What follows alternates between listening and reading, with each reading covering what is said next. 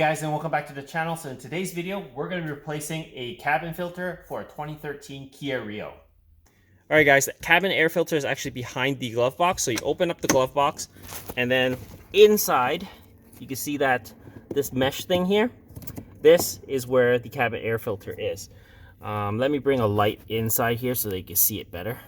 All right, now that we have lighting in here, to get this cover off, all you have to do is pinch the two tabs right here. There's two little things here. You pinch it like so, lift up it, and then it slides out from the side. Oh, and all this crap just came out of it. So probably best to get a shop vac and vacuum it up as well. So I'm going to do that real quick. Just get my shop vac and suck this all up. All right, now that we've done that, just make note of that. This is point down. That's where the airflow is going. So that's how your new filter should be also.